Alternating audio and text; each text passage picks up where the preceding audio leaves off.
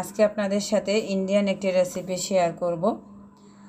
তো এটা হচ্ছে চনা বুট, যেটা আমরা রমজানে ইফতারের সময় খাই, আর হচ্ছে চিংড়ি মাছ দিয়ে পোলাও করব। খুবই মজার কিন্তু এই খিচুড়িটা, আর রান্না করো একদম সহজ। আসসালামু আলাইকুম। তো আমার রেসিপিটা শুরু করছি। প্রথমে আমি চুলায় একটা প্যান দিয়ে দিচ্ছি 3 টেবিল চামচ পরিমাণ সয়াবিন তেল। তো তেলের পরিমাণটা একদম কম দিয়েছি। তারপর এখানে নিয়ে নিলাম পেঁয়াজ কুচি, রসুন কুচি, তারপর হচ্ছে একটা তেজপাতা মাঝখানে ছিঁড়ে নিয়েছি, দারচিনি এক টুকরা, 3টা এলাচ, চনা বুট সিদ্ধ, আর হচ্ছে চিংড়ি মাছ। তো প্রথমে আমি তেলটা যখন গরম হয়ে আসছে দিয়ে দিলাম দারচিনি আর লং, তারপর হচ্ছে এলাচ। তো এগুলো দেওয়ার পরে দিয়ে দিব পেঁয়াজ কুচি দিয়ে ভালো করে পেঁয়াজগুলো একদম তেলের উপরে আমি ভেজে নরম করে নিব। তো এখন দিয়ে দিচ্ছি আমি এখানে 2টা লং, তারপর কাঠি দিয়ে নেড়ে নিচ্ছি। পেঁয়াজগুলো একদম ভাজা হয়ে গেলে তারপর হচ্ছে এখানে আমি দিয়ে দিব কাঁচা মরিচ, আর হচ্ছে এই যে চিংড়ি মাছ, তেজপাতা, আর হচ্ছে চনা বুট সেদ্ধ। এটা কোন জায়গায় কি বলে জানি না, আমাদের চট্টগ্রামের ভাষায় আমরা হচ্ছে চনা বুট বলি, ছোলা ভাজা বলা হয় আর কি। তো ছোলা সিদ্ধ দিয়ে দিলাম, এখানে আমি হাফ কাপ পরিমাণ দিয়েছি। আর ছোলাটা কিন্তু অবশ্যই সেদ্ধ করে দিতে হবে, এটা কাঁচা অবস্থায় দেওয়া যাবে না।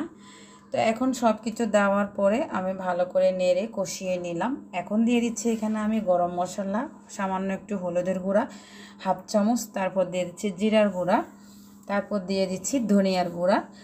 তো সব কিছু দেওয়ার পরে আবার আমি নেড়ে মিশিয়ে নেব, আর লবণ দিয়ে দিব পরিমাণ মতো। সামান্য একটু মরিচের গুঁড়া দিয়েছি, বেশি দিই নাই। তারপর লবণ দেওয়ার পরে এখন আমি আবার ভালো করে নেড়ে নিব। এখন কিন্তু আমি পানি দিচ্ছি না, যখন মশলাগুলো কষানো হয়ে যাবে তারপর এখানে আমি হাফ কাপ পরিমাণ পানি দিব, পানি দিয়ে একটু সেদ্ধ করে নিব। তো এখন হচ্ছে আমি পানি দিয়ে দিচ্ছি হাফ কাপ পরিমাণ। পানিটা দেওয়ার পরে আবার একটু নেড়ে মিশিয়ে নিচ্ছি। মেশানো হয়ে গেছে, ঢাকনা দিয়ে ঢেকে দিব। ঢাকনা দিয়ে ঢেকে একদম আমি কষানোর সময় যে হাফ কাপ পরিমাণ পানি দিয়েছিলাম, এখন হচ্ছে এগুলো একদম শুকিয়ে গিয়েছে। তো মশলাগুলো কিন্তু একদম মাখা মাখা হয়ে গেছে। এই পর্যায়ে আমি এখন দিয়ে দিব চালগুলো দেওয়ার পরে 1 মিনিট নেড়ে ভালো করে মশলার সাথে মিশিয়ে নেব। মেশানো হয়ে গেছে। আর এখানে আমি চিনি গুঁড়া চালটা ব্যবহার করেছি। চিনি গুঁড়া চাল দিলে কিন্তু খিচুড়িটা খেতে মজা লাগে বেশি। তো চাল দিয়েছি এখানে আমি 500 গ্রাম মতো। এখন আমি এখানে কাপ মেপে 3 কাপ পরিমাণ পানি দিয়েছি। পানি দেওয়ার পরে একটু ভালো করে মিশিয়ে নিলাম, কাঠি দিয়ে ঢাকনা দিয়ে ঢেকে দিচ্ছি। তো চালে বলক আসা পর্যন্ত অপেক্ষা করলাম। চালে কিন্তু বলক চলে এসেছে, 20% পর্যন্ত চালগুলো সেদ্ধ হয়ে গেছে। আবার একটু নেড়ে নেব, হাঁড়িতে যেন লেগে না যায়। তো এই যে আমি কাঠি দিয়ে আবার নেড়ে মিশিয়ে নিচ্ছি, আবার ঢাকনাতে দিয়ে দমে রেখে দেব। পানিটা এই যে ঝোলটা থাকা অবস্থায় কিন্তু আমি ঢাকনা দিয়ে ঢেকে দিব, চুলাটা একদম মিডিয়াম করে। তাহলে কিন্তু রান্নার পরে এই খিচুড়িটা একদম ঝরঝরে হবে, আর চালগুলো একদম সেদ্ধ হয়ে যাবে। তো 15 মিনিটের ভিতরে কিন্তু আমি ঢাকনাটা খুলব না, 15 মিনিটের জন্য আমি ঢাকনা দিয়ে ঢেকে দিব। এটাই হচ্ছে লাস্ট, নেড়ে নিচ্ছি আমি, আর নেড়ে দিব না। তো এখন আমি ঢাকনা দিয়ে ঢেকে দিব। আসলে খিচুড়ি রান্না করতে গেলে কিছু টিপস যদি ফলো করা হয়, সেই ক্ষেত্রে খিচুড়িটা কিন্তু ঝরঝরে হয়, সুন্দর হয়। তো এই যে ঢাকনাটা দিয়ে দিলাম আমি, ঢাকনা দেওয়ার পরে কিন্তু ঢাকনাটা আর উঠাইনি। 15 মিনিট পরে এখন আমি ঢাকনাটা উঠাচ্ছি, চুলাটা অফ করে দিয়েছি। খিচুড়িটা কিন্তু একদম হয়ে গেছে মাশাআল্লাহ। আর খিচুড়িটা এত ঝরঝরে হয়, এখানে কিন্তু আর এক্সট্রা করে কিছু দেওয়া লাগে না। আমি এখানে ঘি দিয়েছিলাম উপর থেকে 1 চামচ পরিমাণ, আমি আসলে ভিডিওটা করতে ভুলে গিয়েছি। তো ঘিটা দেওয়ার সময় আমি ভিডিওটা শ্যুট করি নাই।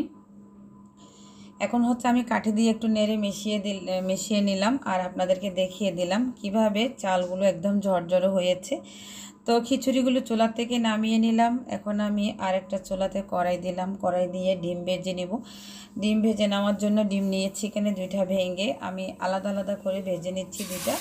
তো কাঁচামরিচ, পেঁয়াজ, তারপর ধনিয়া পাতা আর লবণ দিয়ে ডিমগুলো আমি ভাজতেছি। ডিম ভাজা তো সবাই পারেন, সেজন্য আর কীভাবে ডিমটা ভাজতেছি এটা দেখালাম না। তো একটা ডিম আমি ভেজে নিয়েছি, আবার আরেকটা ডিম আমি ভেজে নিচ্ছি। এই ডিমটাকে আমি একটা কাঁটা দিয়ে সুন্দর করে গোল করে কেটে নিব। তো সেজন্য আলাদা আলাদা করে 2টা ডিম আমি ভেজে নিলাম। এই যে আমার খিচুড়িগুলো কিন্তু হয়ে গেছে মাশাআল্লাহ, দেখতে যেমন সুন্দর খেতেও অনেক মজার হয়েছে। তো সালাদ করে নিলাম, ডিমগুলোকে আমি কাঁঠার দিয়ে কেটে নিয়েছি। এগুলো হচ্ছে আজকে দুপুরের খাবার ছিল। চনা বুট আর হচ্ছে চিংড়ি মাছের পোলাও, খেতে অনেক মজার ইন্ডিয়ান একটা রেসিপি আপনাদের সাথে শেয়ার করলাম।